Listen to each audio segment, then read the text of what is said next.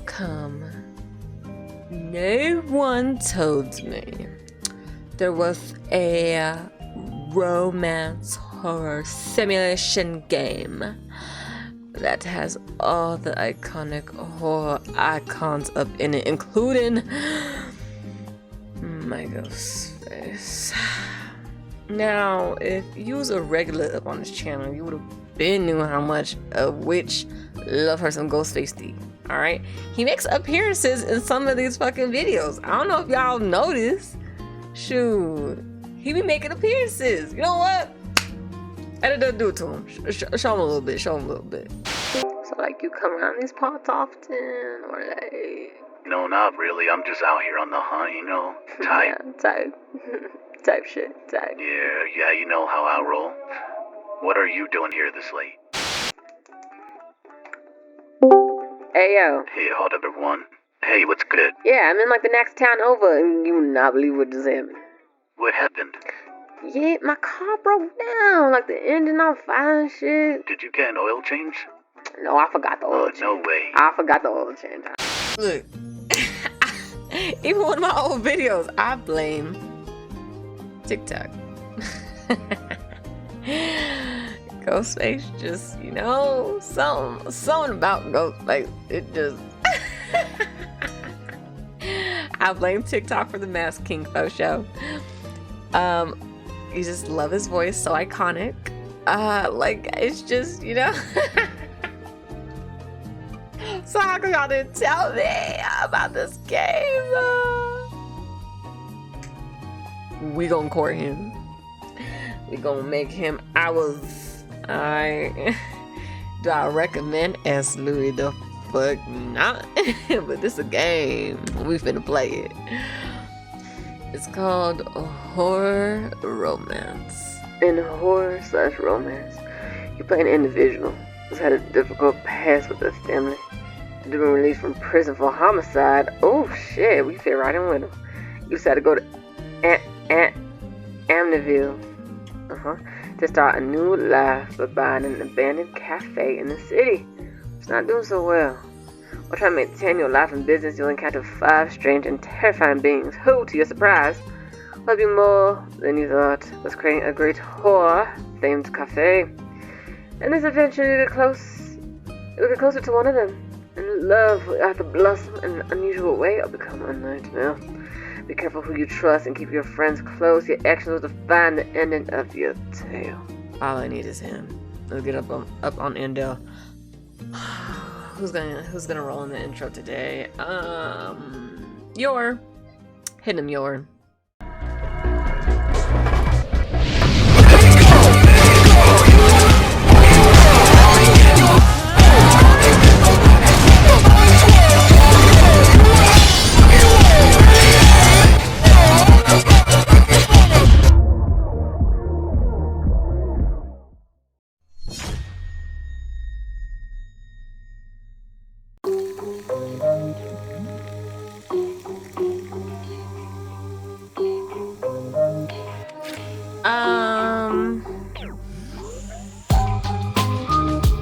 There we go. See, I knew a little bit of Spanish so I could get through.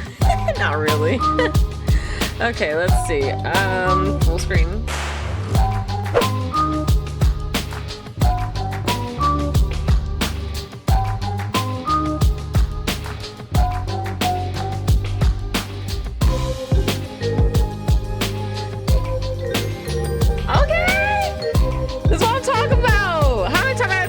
Make sure y'all got some fire and music on your title screen. Goddamn. Start this hoe. Before we begin, there's some things I should tell about myself. What is my name? I'm gonna go about Amaris this time. My name is Amaris. What are my pronouns? I don't give a fuck about pronouns. I'm that nigga and that bitch is getting sticky. It's getting sticky. My name is Amaris. My pronouns are she, her.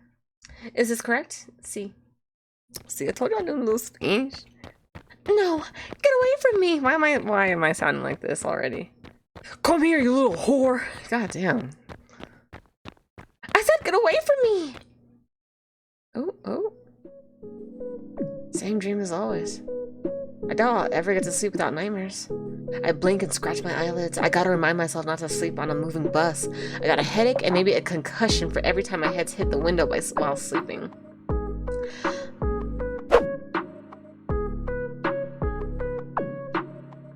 I searched inside my backpack for my phone. I need to know what time it is. Ooh. Let me turn this down, it's a little loud. I need to know what time is it and check for notifications. Amar turns on the phone and sees 2 new messages. The first one is from Mr. Torrance. Amar, please contact me whenever you arrive to Amityville. Everything's set up. If you want, I could come for you. I prefer not owing anything to my landlord just yet. Oh, thanks for caring, but I'll go to the cafe before heading to the apartment. I gotta sort out all the purchase paperwork. Amar slides into the next message from one new waitress, Carrie. Carrie, I'm really grateful for this opportunity. I'll be at the cafe tomorrow by 7 o'clock. Thanks, Carrie. Please don't worry too much, okay? It's just a waitress gig. We'll work on the cafe later. I've spent all night inside a bus. Now I gotta get to the cafe, then the new apartment, and then unpack. My body's hurting. I'd kill for a frappuccino right now. I don't like fraps. I don't really like coffee like that. The older owner finally retired after signing a never-ending contract about a new cafe. I've been behind bars for the last few years, and I've gone through many jobs, saving to finally get my own business. And finally, now I'm the owner. I feel happy, indifferent, overwhelmed. I feel happy, okay? We're gonna celebrate our success, and we're gonna feel good about it. Quite accomplished. After all I've worked these past few years, having a business will definitely make things better. I stopped distracting and grabbed my suitcases to go home. I choose to get home after a tiring day. I still can't believe I'm here, so far away from my old home, away from Mom, and far away from my stepdad. Just remembering makes me have a stomach ache. Sometimes I wonder if killing him was really worth it. Ooh.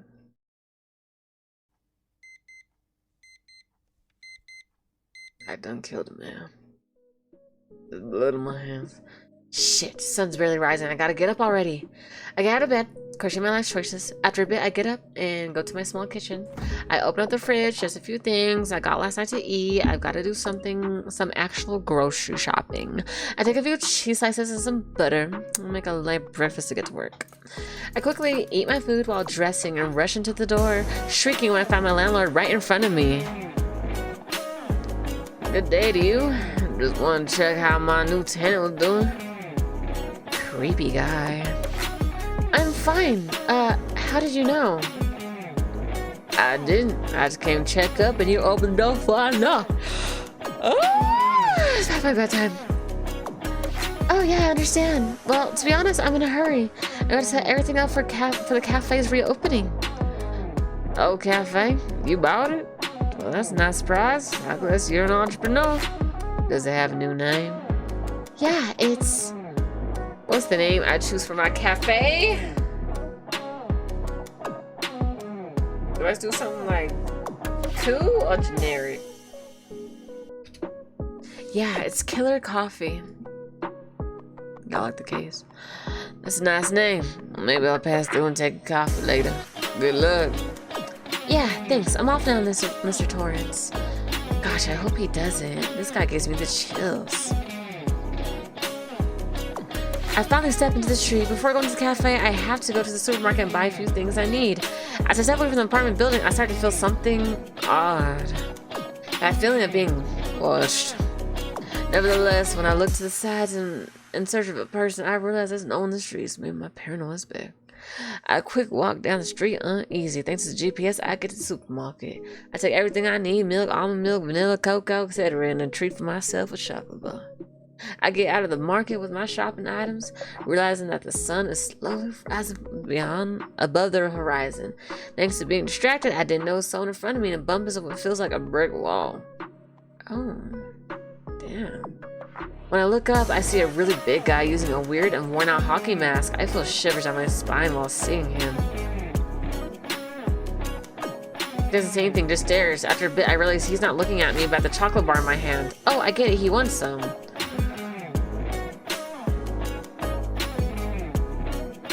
good deed today, y'all. I left my bags on the floor. I get up and with both my hands, I break the chocolate bar into two. Here, sharing won't kill me. Sharing won't kill me. Y'all get it, Miss Jason. Y'all get it? The guy tilts his head, looking at the chocolate for a few seconds. He accepts and proceeds to move his hand in a paused gentle manner. I'm surprised when I notice he's mute and quickly realize what he's saying. It's sign language. I didn't move my hand to answer, "You're welcome." One of the many things I learned in prison thanks to the free time. Now I'm glad I learned it in a way. Oh, I wish I knew. I wish I knew. Finally, I grab my things and leave the big guy behind. I get to the cafe and find someone at the doorstep. For her appearance, I knew it. She was my waitress, Carrie. Oh, you must be Amaris. I'm sorry, I got here too early. Should I come back later? Or is this Carrie? Like from the movie Carrie? Like the telekinesis Carrie? Don't worry, actually it's quite convenient. I had to set everything up and cleaning was going to take a long time. Could you take care of that? Yeah, right away. She's so cute. Carrie quickly stepped inside as I opened the door. I told her where the cleaning tools were while I went behind the bar setting the groceries up. Goddamn. I grind the coffee, put the cream inside the sleeve, and set up the cups in an accessible place. I placed all the pastries and desserts on the shelf next to the counter. And when I'm done, I was in front of an impeccable cafe. Carrie even placed a tablecloth on each table. Weird. Did we have any of those? Wow, Carrie. What a quick worker. Thank you. I guess we can open up early. It was nothing. I'm a good cleaner. I'll change. She's so quiet, isn't she? Carrie went behind the bar and put on her apron. Meanwhile, I hang up the open sign. I'd already put the advertisement in the newspaper alongside a coupon, and I had the advantage of the cafe being right in front of the park. I come back to the bar, approaching Carrie while we wait. I want to explain to her how to use an espresso machine. Have you ever tried one of these? Sorry, I haven't. I've never had something like that. She almost had a heart attack when I had to say no. I just nodded. Easy. You don't have to worry about not knowing. It's okay. Not everyone knows about this. Let me explain. I taught Carrie the basics about coffee. Fill with water, put coffee on the portafilter, and showed her how to level the coffee. Then I put the portafilter back and finally started the machine. Voila. Just like that. Whoa. I thought it'd be harder. The machine won't be a problem. What will be hard is the service itself. Serving coffee can be easy, but it's got its tricks. Now memorize the menu and the ingredients. A client's arrived, so I tell Carrie to bring them the coffee once it's done. I get closer to the bar, noticing a dark-haired... Oh man. His most noteworthy feature being a metallic hand. Welcome to Killer Coffee Cafe. What can I offer you? Look there. The old shithole's reopened with a hottest servant too. Last on him looked like he got a stick up his ass. The man laughed. I don't know if I should laugh or raise an eyebrow. I didn't know him much. I only do coffee. That's all I'm expecting. Well, give me Americano with whiskey. Ew. We don't have that in our menu. Come on, you can't have the good coffee without whiskey. I ain't a pussy. God damn. You don't have a good bottle in there? If we got it, give it. Pause. I stare for a few seconds inside. I look at both sides before gesturing for him to wait. He curiously looks at me while I take care of the Americano. When I'm done, I take the coffee up and go to the storage room. There I open a box with my stuff. One of my faves, Jack Daniels. Sometimes on rough days, I drank half the bottle and drowned in tears till passing out. Now I'm just pouring in coffee, making the quantity so I have to stay without going too far. Disgusting. I would never. Alright, it wouldn't be Jack Daniels whiskey. It'd be a bottle of blueberry Stella Rosa. Ooh, that shit's so good. I walk back to the bar and hand the man his coffee.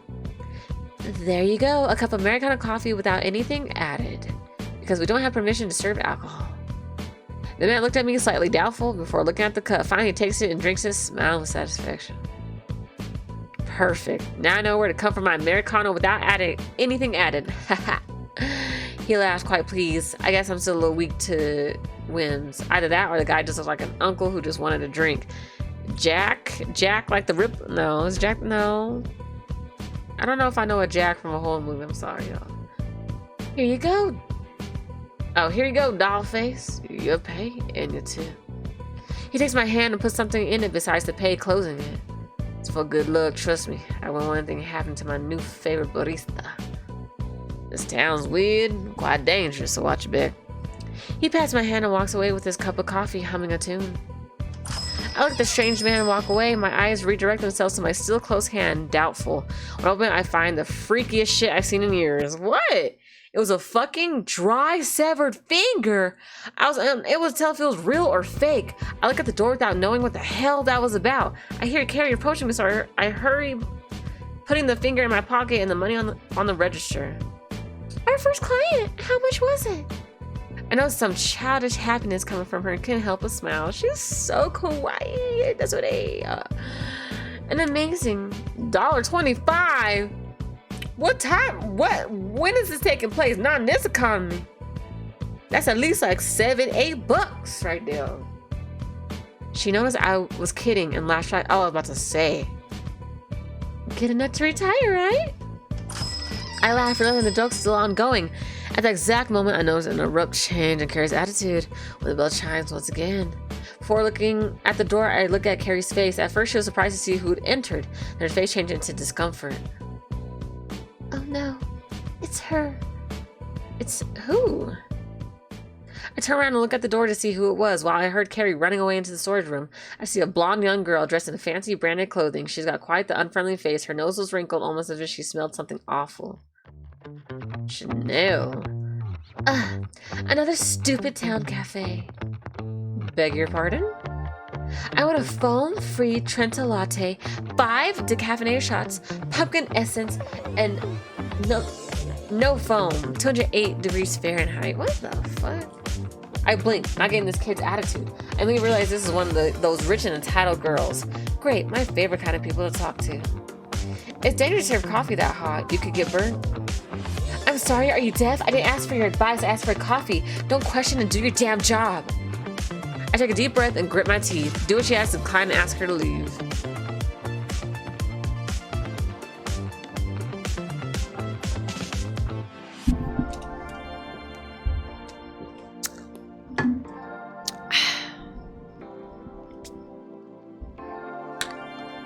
Will be nice.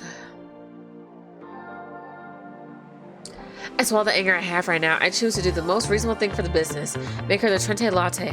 While I'm at it, I fantasize about throwing it at her face and messing up her makeup, or with a bit of luck, cause first-degree burns is what would have happened with the coffee at that temperature. Finally, I got the exact order. Here you go. As I take the damn cup, the blondie just stares at it. To take away. She smiles with the malice of an entitled girl. She's testing me. I know it, but I don't fall for it. I grab the cup and carefully pour the content on one of our 4 paper cups. I slightly burn my fingers, but I don't show it. There. Anything else? At least now I know she won't be staying. I don't even know her, and I already want her gone. She drinks the coffee in small sips. Her lips frown, almost like she was disgusted for not finding something to complain about. Decent. I'm surprised it's almost perfect. I think that's the closest thing she's ever said to a compliment. She extends her perfectly manicured hand and tosses $20 on the counter. She walks to the door without waiting for her change or even saying goodbye. Thanks, come back soon. God, I hope you get run the fuck over. I'm so sorry. Chanel scares me to death. I hid in the storage room. Don't worry, I can see why. I saw everything. Well, almost everything. You're so brave. She says it with admiration. I shrug it off, not taking note of it. When you've been in prison and lived what I lived, it takes more than a whimsy entitled blondie to scare you. People can only intimidate you if you let them carry. Now come, we gotta organize some stuff back there. Where's my man? We didn't get any more customers, just a few. But at least Carrie and I haven't been lazy, and most of the storage room is fully organized now. I'm a bit tired. Yeah, it's been a busy first day. Now we just got to take the tables back in and close. I asked Carrie to please turn the sign from open to close, and she does. She comes back with me to arrange the chairs until she remembers she left her bag in the storage room, going back for it. When I think the first day's over, I hear the door opening and the bell chiming. Someone's entered the cafe. That's just my luck. I'm so lucky I just got in here in time. A hot caramel macchiato with double vanilla. And don't go too small with the caramel. I raised an eyebrow looking at him, a short, red-headed boy with scars on his face. This town's sure full of interesting people. He kind of looks like a doll? Or is that just my imagination? He leaned on the counter and is now waiting for me to move. He doesn't seem to be too embarrassed to arrive at the last second to buy coffee. Sorry, but we're closed already. Isn't he a bit small to consume caffeine? Oh, my bad, didn't see the sign. You're gonna serve me anyway though, right? Client's always right. We gonna give him his coffee, make good impressions. I sigh and go to the bar. It's not that I think the client's always right, but after such a hard day, I don't want more trouble. And I get why the last owner was so bitter. Making the caramel macchiato took less than I thought with the boy's indications. It looks like he isn't taking his eye off of me while I'm preparing the drink, like he's making sure it's just how he wants it. I place the coffee in front of him on the bar. His mouth changes into a big grin without looking away from me. His huge blue eyes piercing my soul. At least it seems like he likes what he sees, whatever it is he's seeing. Here you go. The redhead takes the glass and sips. A few seconds later, he nods, pleased. I feel the sugar cooking in already. Ideal for a long night. He laughs in a quite unique manner, winking at me and handling the exact amount of money. He continues drinking the coffee without moving at all, like he owns the place and time doesn't matter. Excuse me, we were closing as I was saying. Oh, yeah, right. I get your hint. Don't be so grumpy or you'll grow wrinkles. You'd be ashamed to ruin such a pretty face. Well, he didn't get the paper glass hint. Wait, is this little guy flirting with me? I'm left speechless for a few seconds, which he used to turn around and walk to the door without any worries. I found my bag, we can go! Why is he so tired all of a sudden? I scratch my eyelids. I probably look like shit, which is exactly how I feel at the moment. Forget it, let's go. I'm walking back home after closing up the cafe with Carrie. The girl's really sweet, but I think she lacks courage. She reminds me of myself when I was younger. Maybe, on the inside, I'm a bit jealous of her innocence. Although I'm distracted, my senses are still keen. I can't stop feeling someone's looking at me from the back.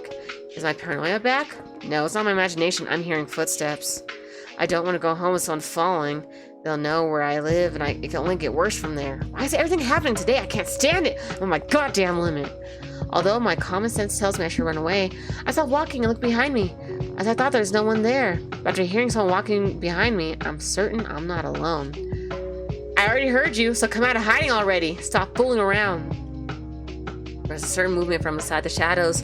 A tall and slender silhouette gets close and I step tense up.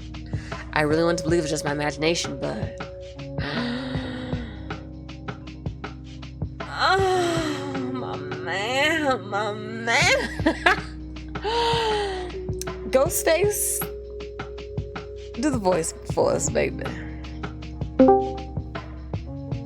Well, I didn't expect you to notice my presence. Most never do it if I don't want to, you know.